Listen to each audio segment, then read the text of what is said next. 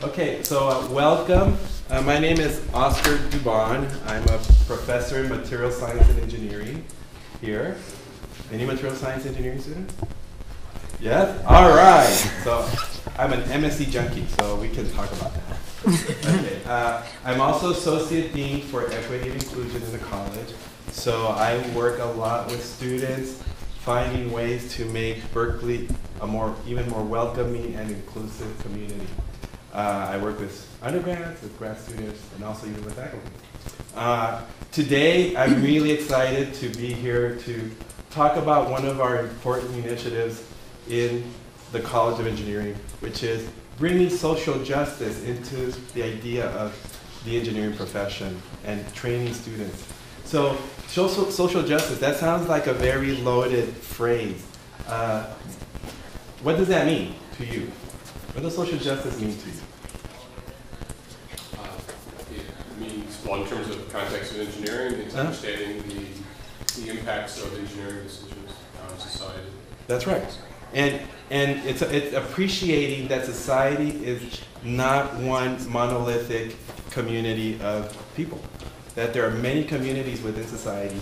And as engineers, we have the fortune and responsibility to find solutions to challenges in society. And that means understanding how solutions impact different communities, not just one market or one set of customers or one community. And that engagement with different communities regarding how we as engineers are serving them is really important. And so how do we start doing that in a formal setting, in an academic setting? And really that's what we are embarking on with this course.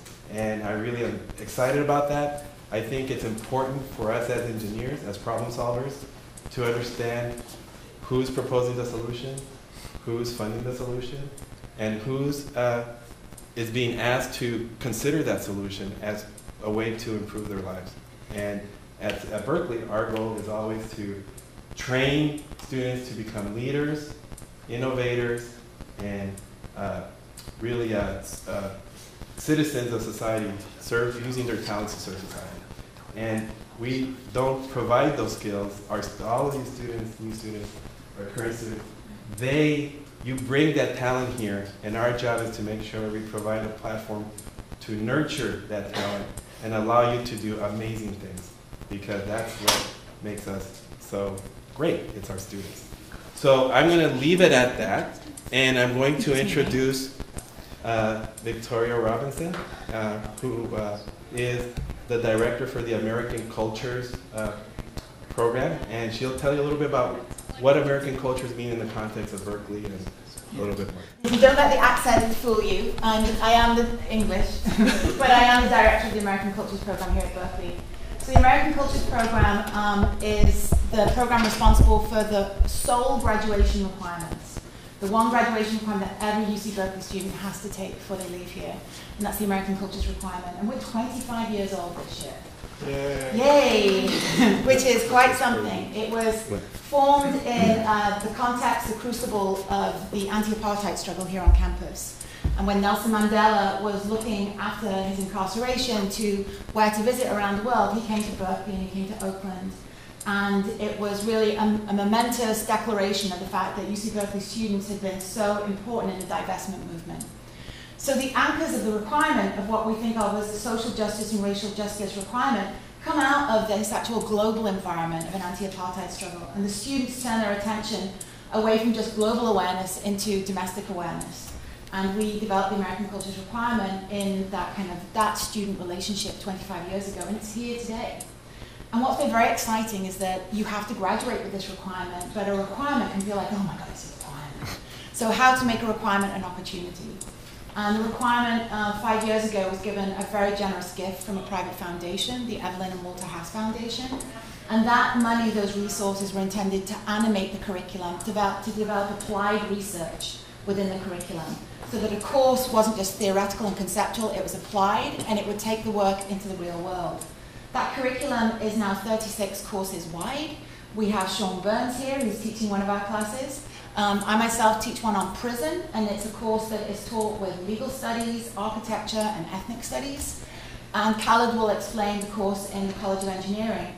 It's a unique opportunity for students coming into the university to see the synthetic and symbiotic relationships across disciplines to the idea of very complex problem solving.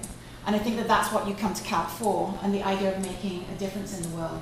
The affect and the effect of the products that come out of these relationships are that we work with community partners intimately, both in local environments, in state environments, and nationally, to come up with the idea of research questions that aren't the university reaching out and pressing onto community saying, we want to ask this question of you. There's a symbiotic relationship with our community partners where we think about identifying a research question that's of co-interest. Where are you? What do you need to be thinking about? What are these resources that UC Berkeley holds? What pressures, what possibilities can we bring to bear on those research questions? And through that relationship of trust, reciprocity, we've come up with some incredible, incredible environments. And students get from the ground up to be in this relationship. And they both get mentored by the faculty in their research projects, but they get this relationship to community partners that for some of our students is really going back home. So it bridges the idea of where the community stops and where the university begins. It complicates that. And I'm so proud of what the initiative has achieved. We've become a national model. Harvard has just talked about us, and we care a lot about what Harvard says. So it's been really interesting to be part of this new program. And I'm going to leave it over to Khalid to talk really about the context of why engineering is doing this work, what this course contains, and then we can answer questions later about the entire curriculum, and the students are going to explain some of their research projects with community partners. Khalid? Thanks, Victoria. So they told me, you know, they were going to take like 10 minutes each, and here they compressed it, and now they're giving me this big gap of time to talk. Thanks for being here. I know this is a little bit of an unusual session. There's not a lot of engineering stuff where you're coming around looking at engineering courses, and they're talking about society, and they're talking about social justice, as Oscar mentioned. And I think perhaps I was talking to Victoria, I was like, I don't know what I'm going to say. What do I tell these people who many of whom are older than me and understand the world better than I do? So how do I explain why we're trying to do what we're doing here? And Victoria's like, well, tell them a little bit about how you came to this. So pardon me when I talk about myself a little bit, but that's sort of the reference through which any of us see the world, so I'm going to tell you a little bit about that. I'm a Berkeley engineer. I came here I'm dating myself, 2001. I started grad school. And I came to grad school more or less because I wanted to do good and I didn't want to deal with politics. You know, I think that's a common sentiment among engineers that, look, there's all these people who are fighting about things. I just want to do something good and fix problems. And that's sort of where I was, right? And so I got here and I start my environmental engineering degree. I'm studying water and sanitation. And my initial focus was work here in the US, and I was interested in wetlands. And wetlands were sort of a growing importance, and Berkeley has a very cutting-edge ecological engineering program. In fact, the #1 in the country right now. And so I came here thinking I was going to do wetlands, and suddenly I was like, wait, we actually know how not to destroy the environment. This isn't a big secret. Like, we know that we shouldn't put oil in a river. We know that we shouldn't pollute, right? Like, this is no surprise. The reason why we're doing it has to do with a different kind of problem. This isn't a technical problem, right? So then I was like, well, I want to focus on something that has, where people actually don't know this stuff. So here I am thinking, living in Berkeley, oh, these people in some other country, they must not know that, right? So I'm now focusing on international development. And my interest was in wastewater primarily. So I studied ecological engineering mechanisms for treating wastewater. As I'm studying these things, I'm thinking to myself, this is actually really simple. Like, the technology has been around for, now it's 80 years. And then in my research, I'm going up to Napa's wastewater treatment plant, and they have these systems that they built, 60, 70 years ago. I'm like, wow, so this is nothing new either. So what's going on here? Why isn't this happening? So then I start thinking about politics. I start thinking about why aren't these sort of solutions happening, and where do engineers fit in all of this? So I started to think about the ways in which engineers describe problems, the ways in which I was trained to describe a problem. What's the box that I draw around a problem? And inevitably, my education led me to think about how can I combine, how can I be sort of a technical actor, and then at the same time engage in problems that have deeply social and political roots. How can I not only say, oh, well, now you got to study political science if you want to solve this problem? How can I apply my technical knowledge to problems that have sort of social injustice, mappings around them? How How do I work how do I apply a technical solution in a place where some people have clean water, but other people don't? And so clearly we know how to get clean water, but why is it that some have it and some don't? And where can engineering fit in that picture? So that's sort of what led me to sort of, from thinking about purely technical problems, to trying to think about sort of the embeddedness of our engineering solutions in a broader societal framework. So to do that, the very first thing that came up, well, I knew the technical stuff. I mean, I was trained at Berkeley. We're the best engineers in the world, right? So I knew why does everyone laugh when I say that? I knew, and by the way, we'll note that we were commenting on how Harvard's talking about us. We're not here talking about something they're doing at Harvard that we're copying. No. So let's just make that clear. I'm sure they're talking about us at Harvard Day right now. Yeah, right. So I started to think about what do I need to know? Well, I know the engineering stuff. I can do statics and dynamics inside out and backwards, but what does our society look like? What does it mean? What is the sort of mapping? And again, as an engineer, I try to think about mapping a lot. Like, what are the peaks and valleys of our society? Where are there sort of structures of inequality? Where are there structures of injustice? How is it that some people are able to advance and other people get stuck? How does that happen? And this isn't about pointing necessarily to like who's being a racist or who's being, patriarchal or something like that. Although that's part of it at times, this is also pointing to how have we created social structures that have conduits for some people and have things that block others. And thinking about, you're all here coming to Berkeley, and I'm sure one of the top things on your mind is, how am I going to pay for this? Right? This is going to cost money. And probably the second question is, well, is this going to pay for itself when I get out and get a better paying job? So there's this math that we do in our heads. Well, thinking about how do other people approach that question and what means are they able to mobilize to sort of pay for their education? Well, they're different. Everybody approaches these things differently. It depends on the family they come from, the place they live, the education they were able to get, the funding they have access to. So learning about sort of societal structures was a key part of learning how can I put technology into the world in a way that sort of undermines these structures of inequality. Because we can put down technological interventions, or we can put down technological products in ways that just exacerbate inequality. If only people who are positions of wealth and power have access to those technologies, the gap keeps growing, right? The common discussion is about the internet. Well, if only certain people can get on the internet, then that's going to just grow this gap between how people view the world and interact with the world.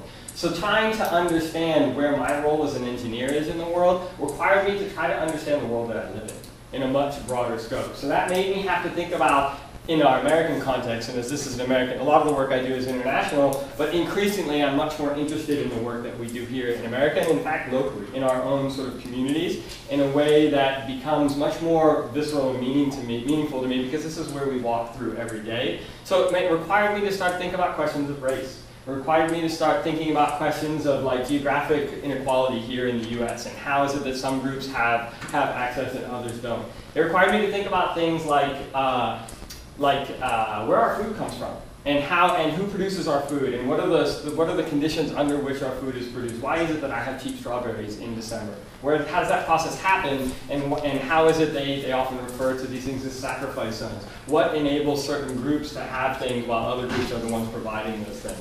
So learning about those structures of inequality and learning about sort of the social structures that we've created and we live within in the society has given me a way to think about how to sort of challenge those from an engineering end. How can I insert technology in ways that becomes accessible to many, that becomes a way of undermining structures of inequality? So that's where this course for me comes from. This course is in some ways a very cathartic experience for me, because it's enabling me to put these two together. And many of the things I found on engineering campuses, and it's interesting to talk to other faculty and other campuses who struggle with the same thing. You're either in the Department of Engineering or in the College of Engineering, or you're over here in the social sciences, and the two don't speak to each other.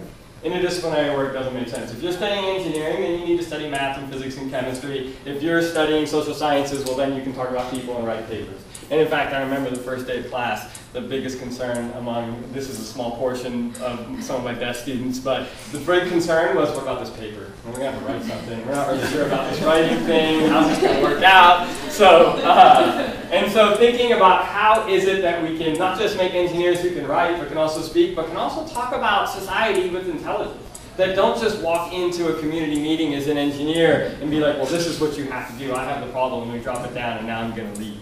You know, to think about, well, actually, what do these communities struggle with? How can we learn to listen to communities and work with them around problems as they understand them?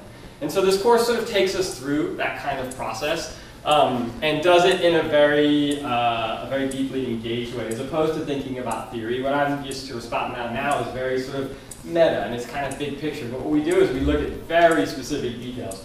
What's the situation for poor Latino communities in the Central Valley, and why is it that you can't get clean drinking water in some of these communities? What's the situation for poor African American, Latino, and Cambodian communities in Richmond? And why is it that the streets where they live are flooded for many months of the year? What's the situation in communities in East Oakland where there's very poor air quality and high asthma rates? Why? How's that happen? What's made that happen, and how can we as engineers interact with that problem and not just deal with the symptom? We're not just going to give people gas masks and say, oh, now you can walk around with the gas mask on, but we're going to think about where does that come from, and how can we as engineers attack that root of the problem? So in this class, we sort of go through each of these sort of different examples and think through these problems in sort of a lot of detail. Yeah, I think what I'm going to show you is, just yesterday, we released a video out of part of where I teach is also in the Blum Center for Developing Economies. If you have questions about that, this is the guy to talk to. He runs the show over there, Sean Burns. We have a series of videos called the Global POV series, and I want to show you just a clip from, what was that? Hashtag Global POV series, thank you. And we have a series of videos there that deal with questions that relate to poverty. And the most recent one is one that I helped create, and it's called Can Experts Solve Poverty? So I just want to show you the first clip of that one and see how that works. I'm going to say go and see if this actually is. Of course, there's technical glitches. And she knows there's technical glitches, so here she is. Get that going? Yeah.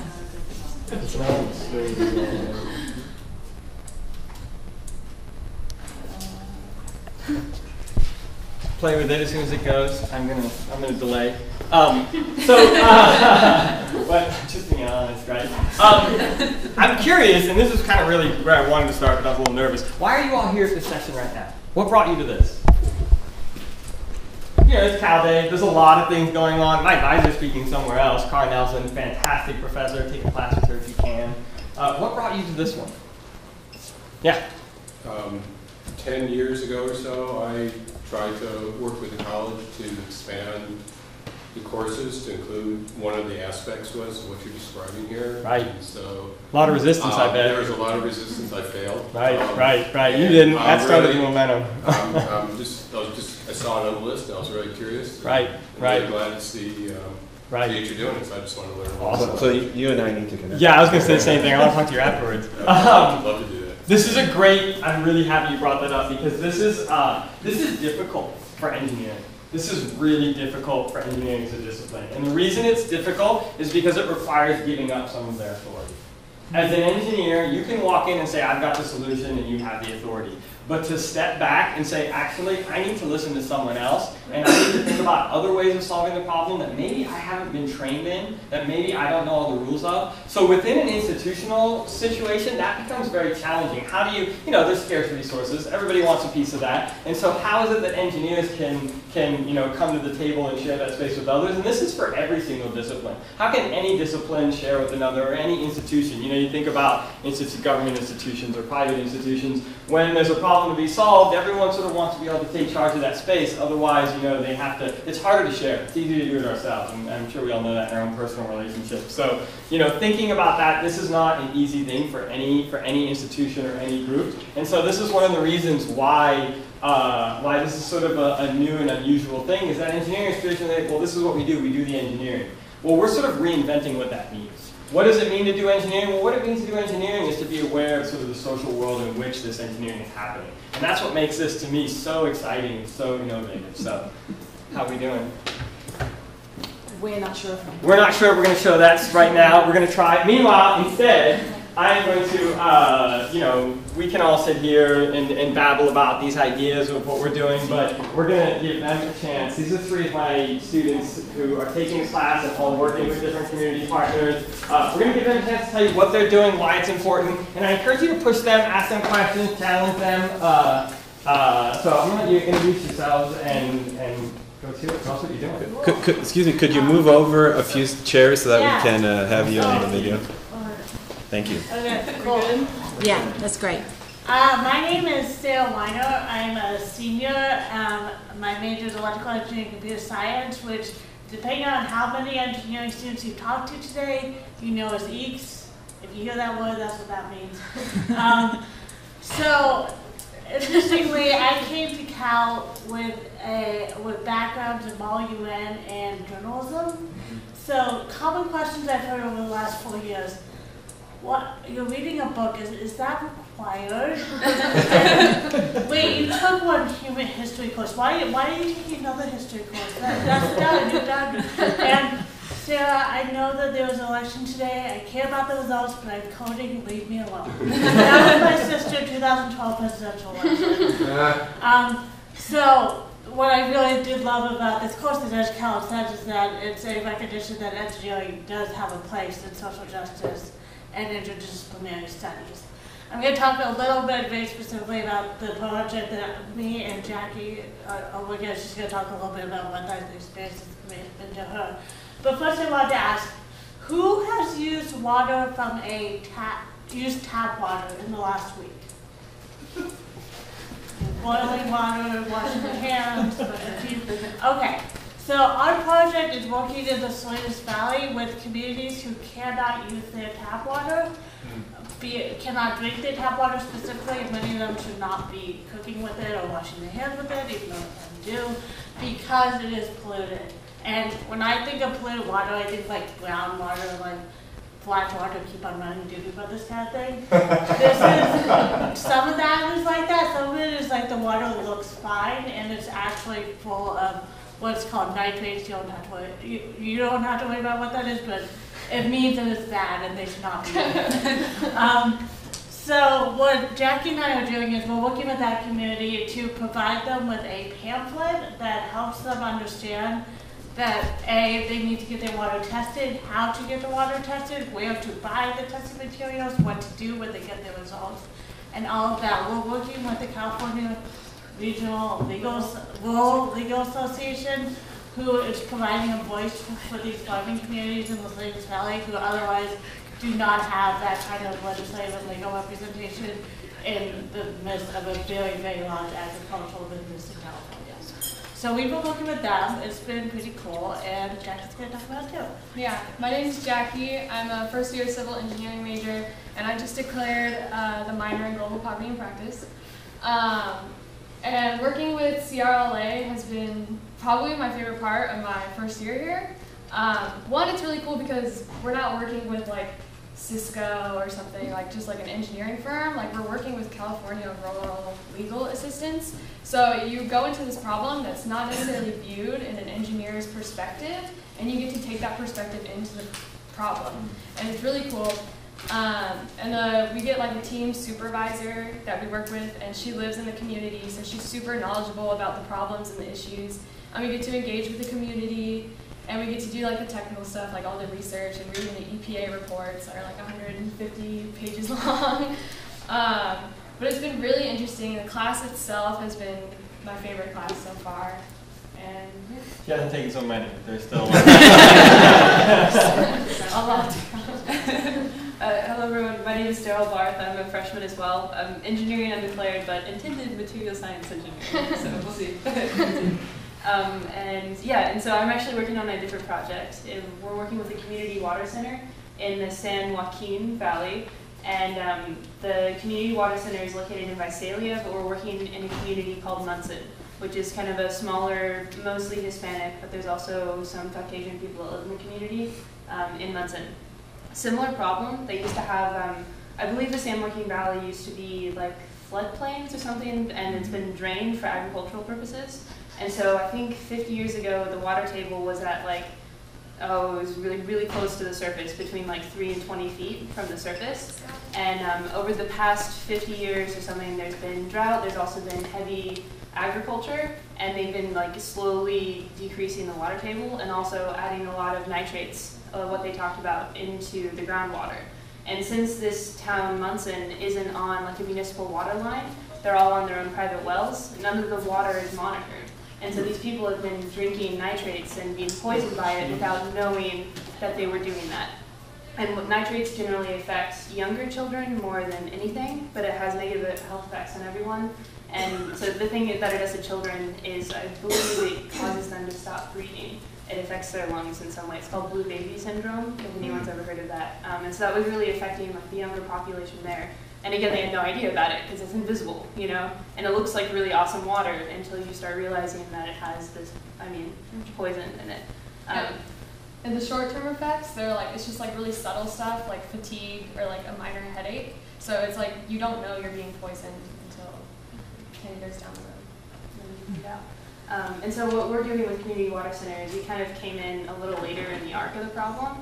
They've been working with this other organization called Self-Help, and they've gotten some money together, some sort of a grant, and they're putting reverse osmosis filters in a lot of the family homes there.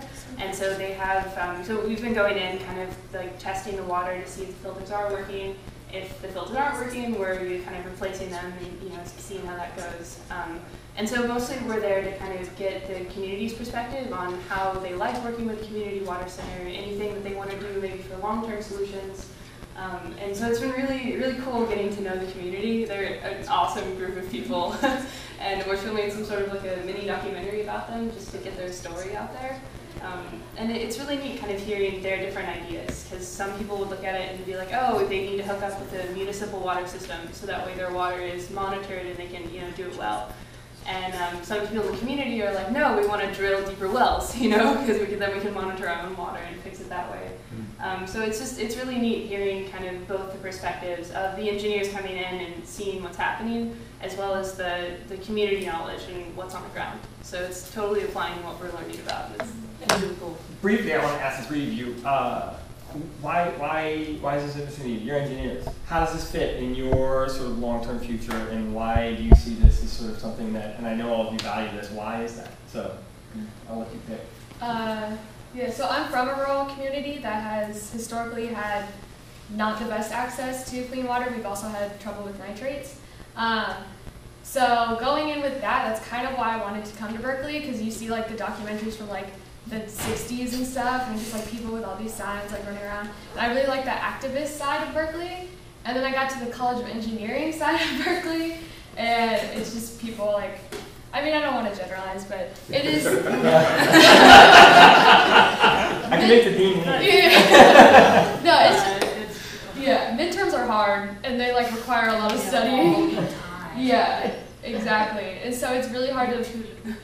Yeah, it's really hard to fit in the social justice aspect of engineering when you're working on like learning about the statics and dynamics and stuff.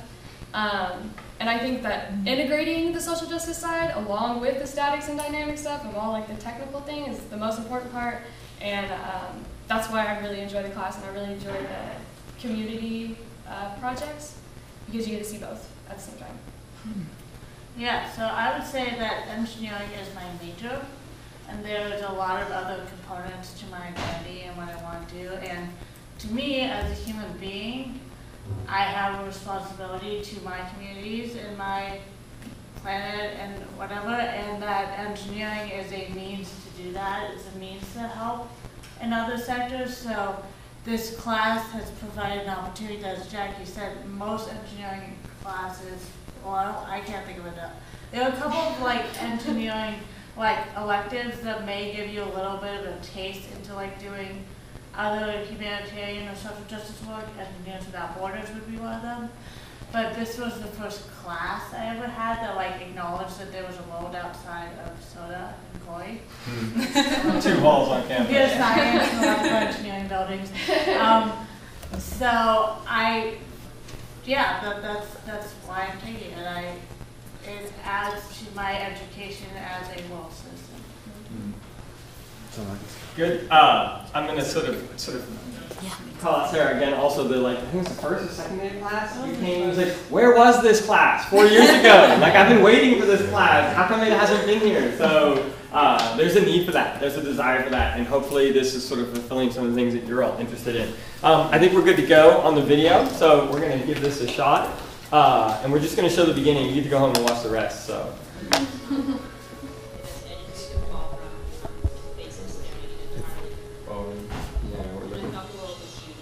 But it is not. It's in our hands. We can hold it, change it, turn it, shake it. We can solve it. But not by sheer luck or chance. We must be taught to learn.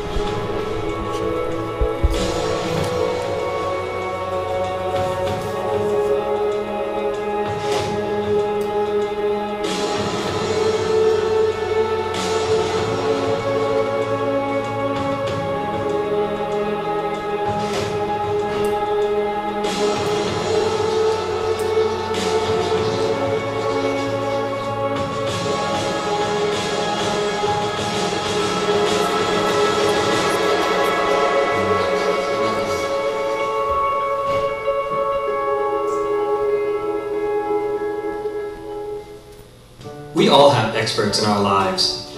Computer experts, plumbing experts, legal experts. You name the problem, and there's someone out there who specializes in addressing that problem. Experts help us do things better than we can do them ourselves. Whether it's a broken car, a computer glitch, or even a broken heart. Call the expert, they'll fix us right up. So who do we call when society is broken? Who do we call when over 1 billion people live in poverty, unable to meet the basic requirements to sustain their lives? Or when the wealthiest 2% of the world owns 50% of the world's assets? We call experts, of course, poverty experts. But who is a poverty expert, and can experts solve poverty? To become an expert, you must know some specific field better than the average person. Poverty experts have a variety of technical specializations, including development studies, engineering, economics, public health, medicine, public policy, and now, more than ever, business. With any of these degrees, a poverty expert gains the power to diagnose and propose solutions to problems that affect others, in particular, the poor. Now, this sounds perfectly fine, doesn't it? Poverty expertise, however, presents us with a conundrum. We certainly need specialized technical knowledge. I want an environmental engineer to make sure my drinking water is clean. And I want a doctor to take care of me when I get sick. However, expert-led approaches to alleviating poverty turn political and social problems into technical problems. But how do they do this? All right, we're going to stop there and let you watch the rest later. Now I'm going to pass it back over to Victoria. Should we have a general Q&A with all of us? Yeah, sure. You know, we'll open it up. So if you have questions, thoughts, ideas, what do you know, we'll open that up. Thoughts, questions for students or for any of us, for the dean. I think a question. Yeah, no, go for it. So the college has an ethics requirement, right? You need to take some. Some departments have an ethics requirement. Yes, right. So it's not college-wide. It's not college-wide. Okay.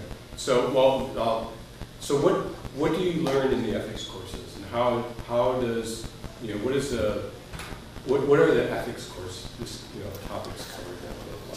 I wish I could answer that very specifically. I can help a little, but I'll ask my colleague. Right. So I think the number one engineering department that is really focused on ethics is bioengineering. And so they have a lot of bioethics stuff. Most of that is very much applied ethics. And so they go through, usually they're seminars, 1-credit seminars, and they go through and deal with like what are some of the sort of common bioethical questions that come up working with genetic modification or working with biomanipulation, and go through case studies and thinking about the examples. There's not a broader sort of theoretical class around ethics, and I think there are 1 or 2 other engineering ethics classes as well that approach this differently. The orientation in thinking about engineers is how do you apply very specific these ethics to your field, I think is the general focus. And maybe I'll move over here. And I'll add it's more of that classical picture of what engineering ethics is, and I think what we are trying to engage here is a broader picture of how society really works. It's not just about the engineer deciding between two solutions and making that ethical decision. It's really understanding more context about what are really solutions, and not just what are we programming to be the solutions, and being always in that situation. I mean, do you really get a sense that in 2014 at Berkeley that the engineering program is blind to the solutions and technology, that the impact? I mean, an old line about engineers was, we solve problems. What society does with that, it's someone else's problem. Right. Do you really feel that the College of Engineering here has that perspective? Well, no, I'm representing. I think part of my goal as representing the dean's office and the dean's vision for the college is to really challenge that and to really implement opportunities for students to question that. Ethics is a big part. Faculty, not all faculty, but many faculty members really think deeply about the issue of ethics. We have an endowed program, we just had Ethics Week at Cal this last week. Engineering ethics. And we had many activities, not necessarily celebrating the role of engineers doing the right ethical thing, but really to bring up the issue that we need to think ethically when we just don't solve problems and let others decide whether those problems are benefiting or disadvantaging society, but really looking at it.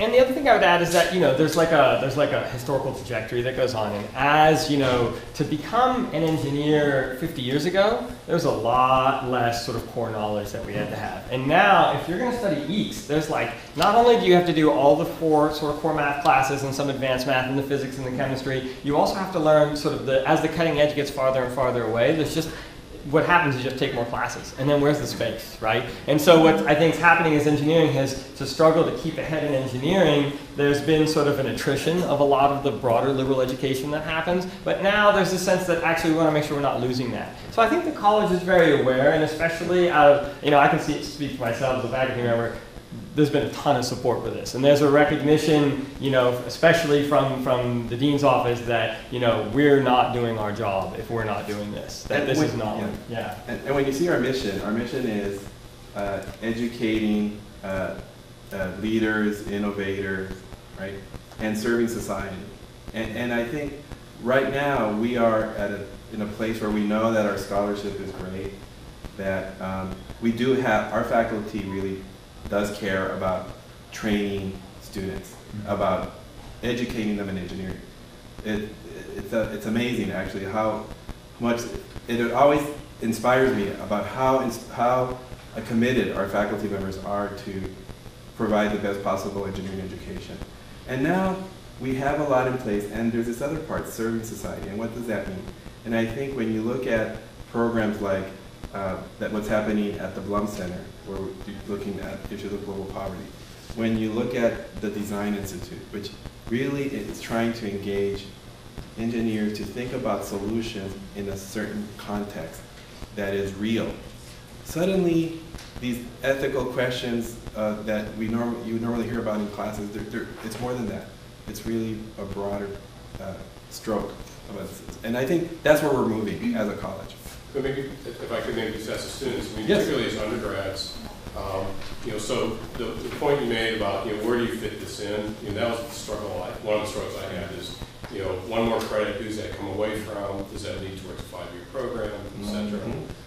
So one of the approaches is, well, within each class, there was someone, you don't learn ethics, you catch ethics, you sort of get it from exposure to professors and others. And so do you get that in the classroom when you're, I'm not sure how you would do it in a statics class, but as you move into other things, do the professors talk about these types of issues? Do you hear this in your classroom as an undergrad?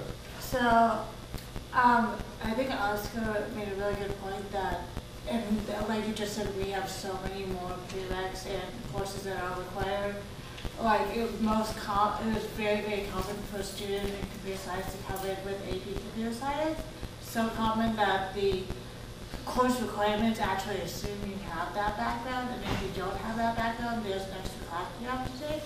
So that's a really good point. What I found is that, so I have taken the computer science ethics class, so I'll talk about that really quickly in a second, but in the normal upward prerequisite classes, it depends on the professor. The thing about Berkeley is that because we're on a semester system, and you may have heard that that means that we get more time, but from a professor's perspective, there is so much information, especially in the engineering tech classes, that it doesn't feel like there's enough time to cover everything that they want to teach you on a specific subject.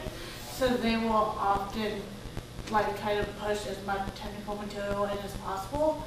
So there may be, I think in my upper division courses, there was probably about 5 minutes over the whole semester in one course that this technology, like when we're talking about signals and systems, or just think about like the communication with your phone or your DVR, this technology can be used in this way in medicine and can be used to help solve heart defects or whatever. That's a common application.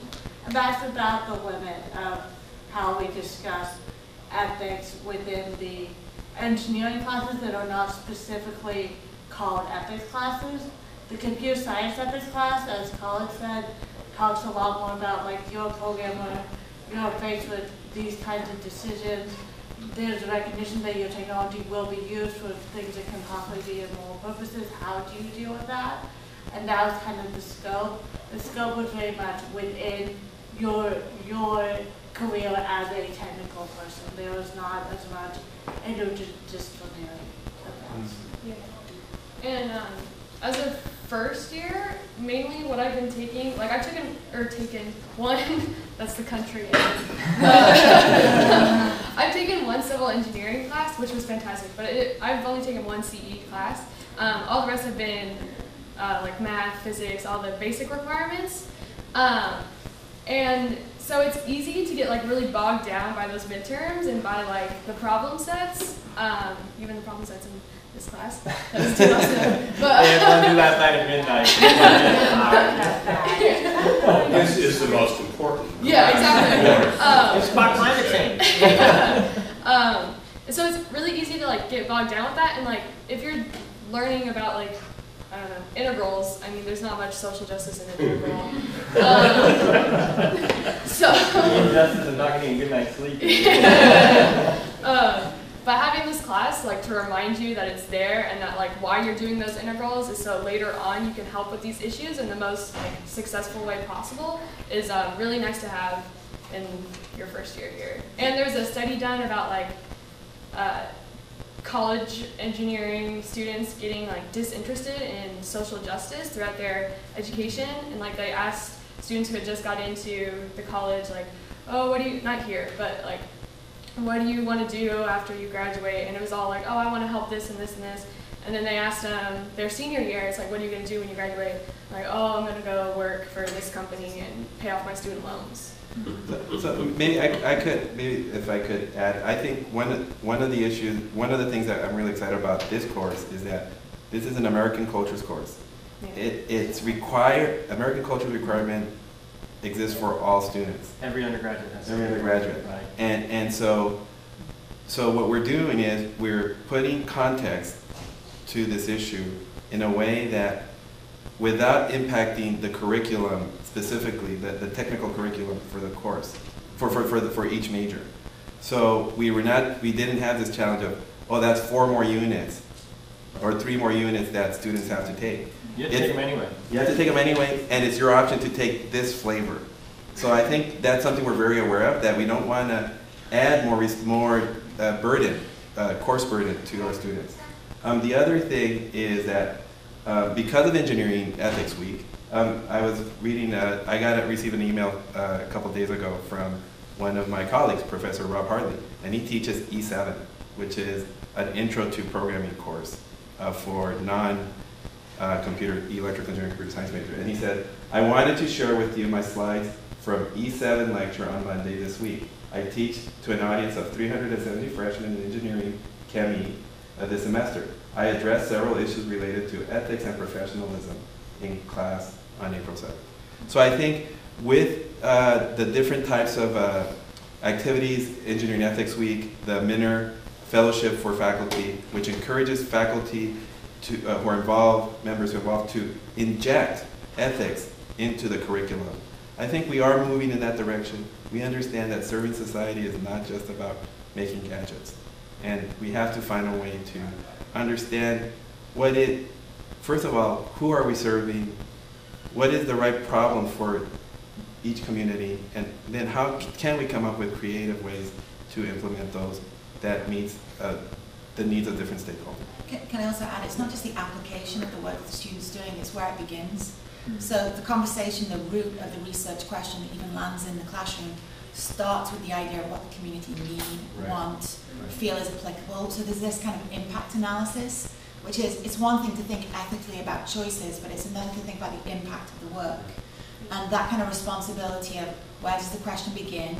Can the community partner also be a kind of a co-educator? Can we bring them into the classroom? Because lots of structural, political, and logistical questions come when you truly integrate a community partner and don't use them just as a service site.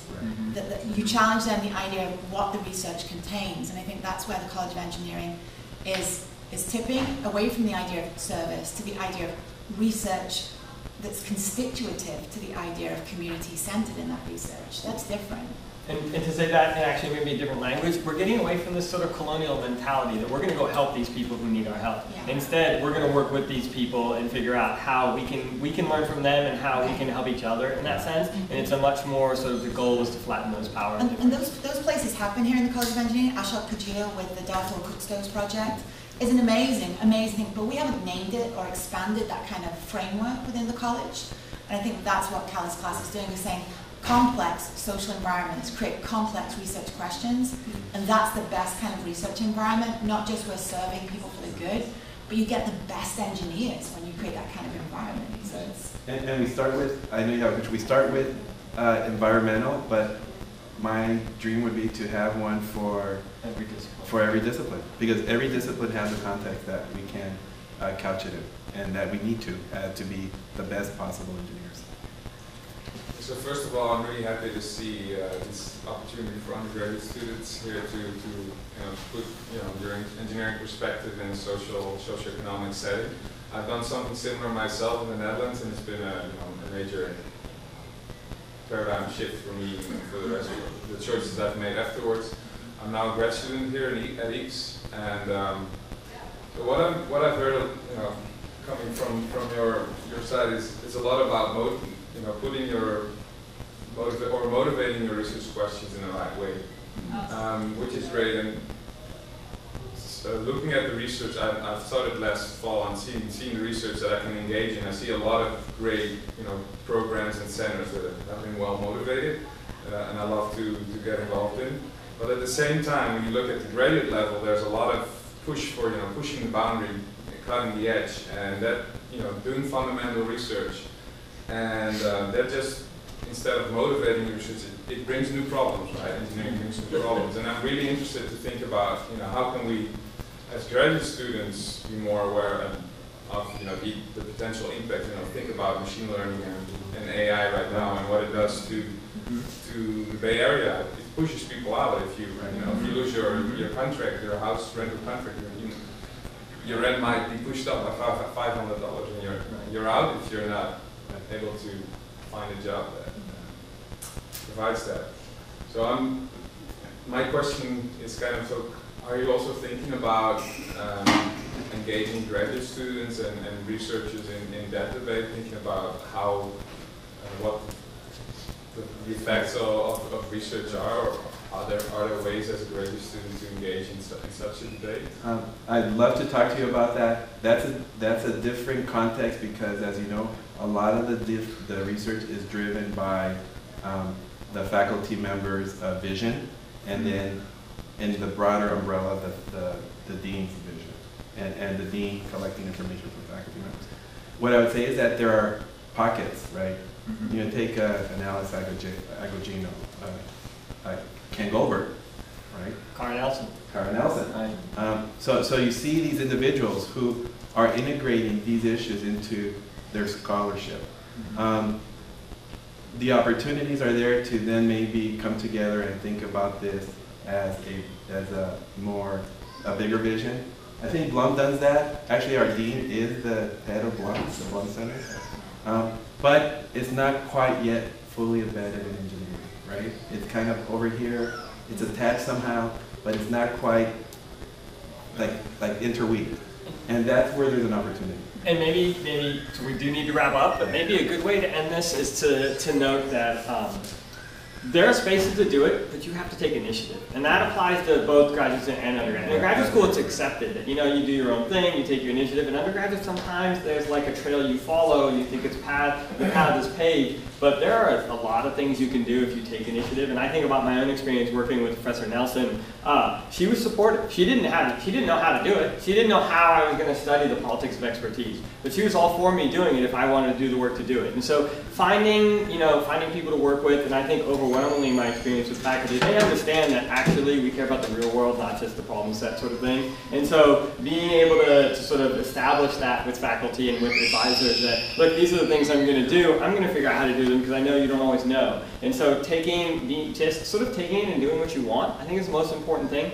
Owning, and from an undergraduate perspective, own your education. It's yours. No one else's. You have to take it and make it what you want it to be. So. And it's not just the courses, right? It's everything else that happens.